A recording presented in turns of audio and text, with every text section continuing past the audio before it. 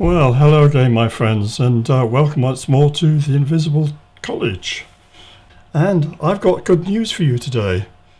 As of 2 days ago, we've passed the 4,000 hours mark.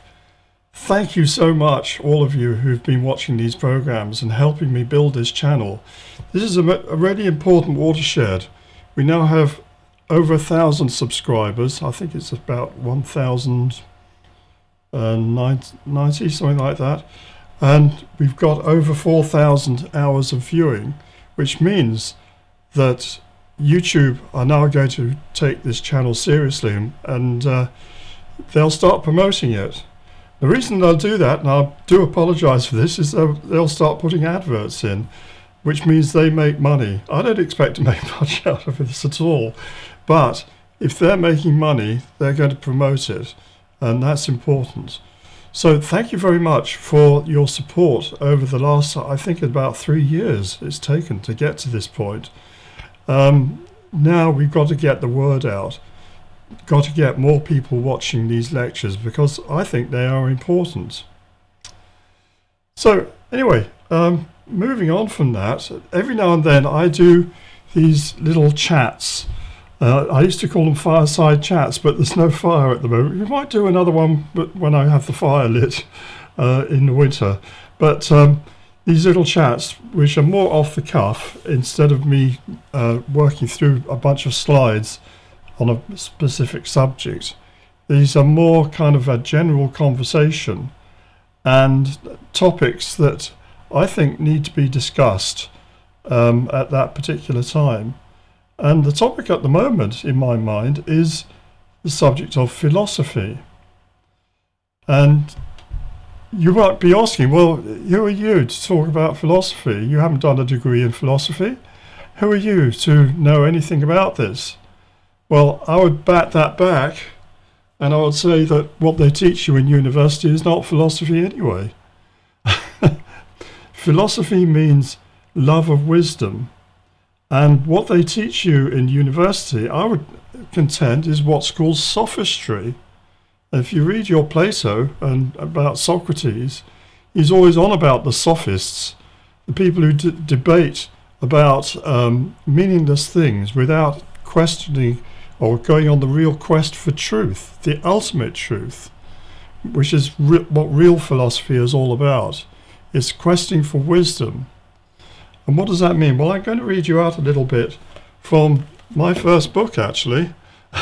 I wrote this book in 1984, 1984 to 1985, and I first published it in 1991. So it's quite an old book, but I still stand by what I wrote in here.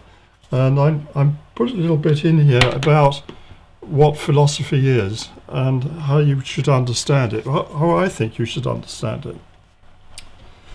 So I wrote here, wisdom, or Sophia, to give it its Greek name, is not the same as knowledge. A man can have knowledge and still be lacking in wisdom. To become wise, his knowledge must first grow through a process of fermentation. If the gathering of grapes and crushing them to make grape juice can be likened to the work of the scientist, then fermentation is the work of the philosopher. The quality of wisdom is not itself knowledge, but rather consciousness. And that's an important point. To become wise, a wise person has a certain consciousness which is unusual. It's more than just having knowledge. It's a kind of depth, a depth of being and a depth of understanding, which very often comes with age anyway. But the philosopher is pursuing truth, they're pursuing real understanding, and they're pursuing growth, and in particular the growth of their soul. But that's a whole other subject in itself. No amount of knowledge can of itself add to consciousness, just as no amount of unfermented grape juice can be called wine. Yet to make wine, it is still necessary to first crush grapes. And to gain wisdom about a subject, it is first necessary to have knowledge about it. Books of themselves cannot give wisdom, even if the knowledge they contain is true and verifiable. They can, however, give the juice of knowledge, which, if properly fermented in the individual, may lead to wisdom, Sophia.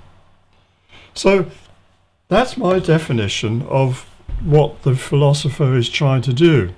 They're not going to try to just gain knowledge for knowledge's sake. It's not the same thing as studying science or any particular science to gain credentials so you can be an expert in that science and go and do a job involving it. And all those subjects that you hear with the little word on the end, logy, so like geology or archaeology or anthropology, or these logy words come from the word logos, the Greek word logos, which means word, but it also means law. So if you're studying something like that, you're studying the laws that pertain to that particular subject. If you've done physics, I did quite a lot of physics when I was young, you're studying all sorts of people's discovered laws, the laws of motion, Newton's laws, the laws of gravity. All these people, they have these laws. Hooke's law, to do with stretching a wire under tension. All these laws is what the scientist is in pursuit of, the natural scientist, trying to understand nature. But I want you to understand something else here. The original name for scientists, if you were in the 17th century, they wouldn't use the word scientist. They referred to themselves as natural philosophers, which sounds great, doesn't it? Natural philosopher, they're studying nature. But there's a catch here. Natural philosophy has come to dominate the whole thinking ever since about the 18th century with what they call the Enlightenment, which in many respects was a darkenment. Yes, it was. Because they became so expert in studying nature and natural laws, they came to the understanding that there was nothing else, that there was just nature. You studied nature, you understood the laws, you build a steam engine, you learn how to dye wool better, whatever the things were being developed in your time. You may be making an atom bomb or a special kind of gun that can fire projectiles with their own tracking so they can take down a bridge. You might be doing all those kind of things. And you would say, yeah, well, we're studying the natural laws, we understand the natural laws, now that we're applying them in applied mathematics, applied physics, in our technologies. And you think, that's fantastic. But I want to ask you a question here. Natural philosophy is all very well, but what about supernatural philosophy? What about supernature?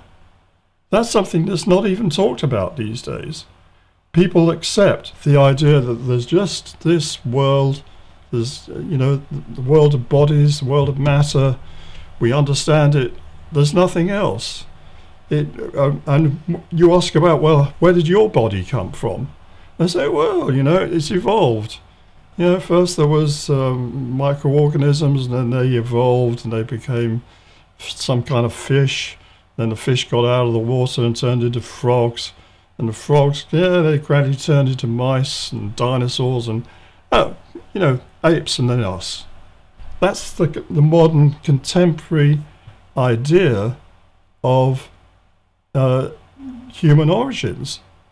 And it's completely leaving out of the package the whole idea of how the heck do you make something like this?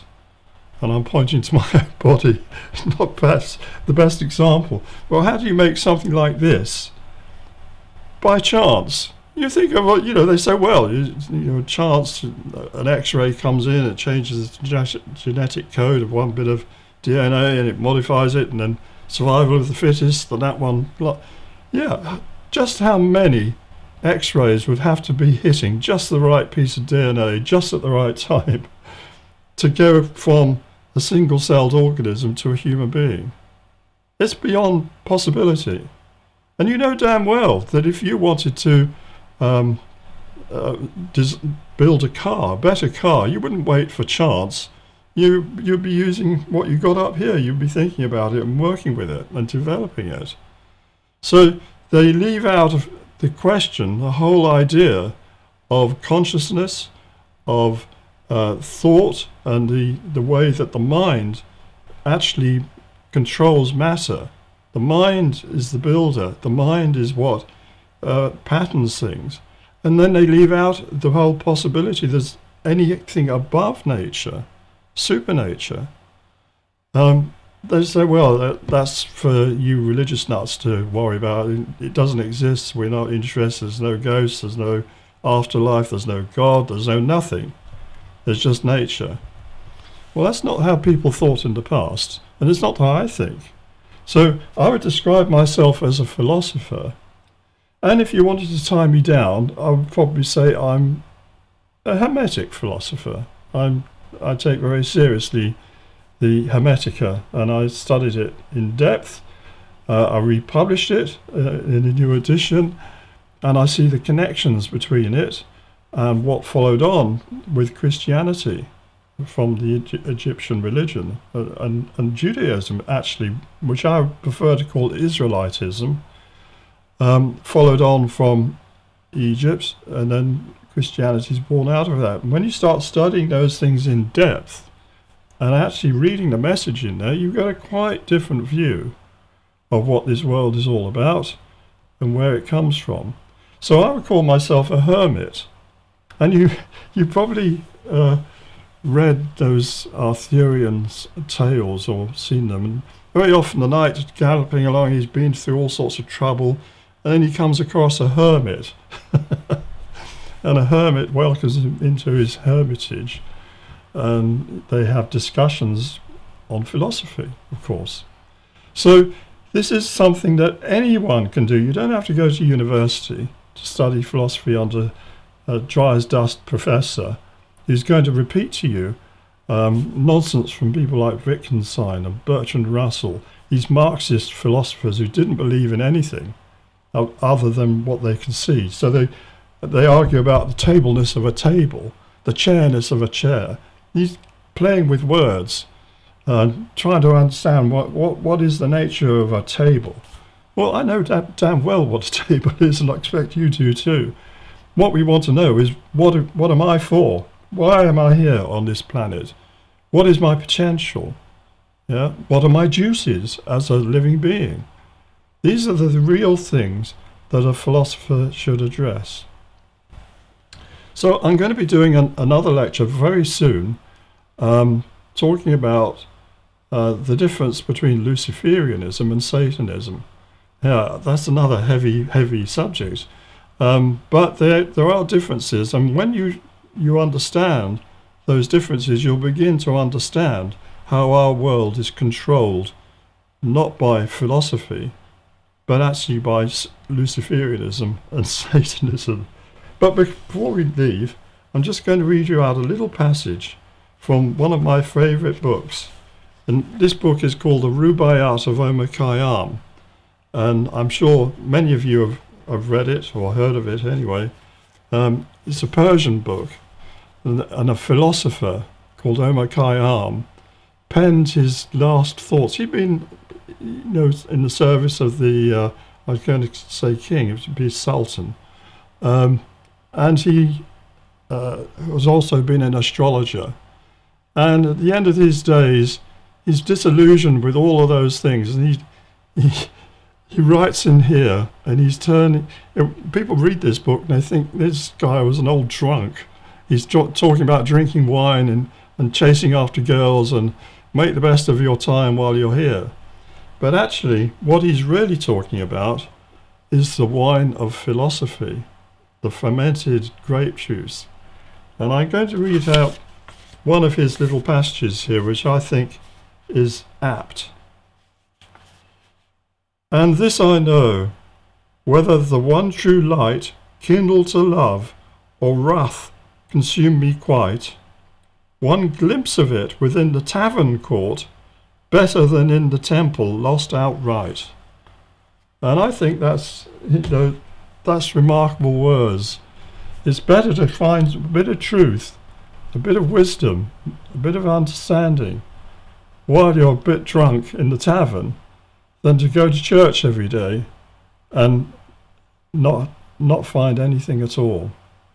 So that's my kind of philosophy on life, and I've done my own thing. I've travelled a lot, I've seen a lot, studied a lot, read hundreds of books, fermented it, and now that I'm sharing this, what I've discovered, with you in these programs, and I hope you're enjoying them. And thank you again for getting us up to the 4,000 hours mark, and maybe we'll get up to the 400,000 hours mark in due course. So thank you, and we'll speak again.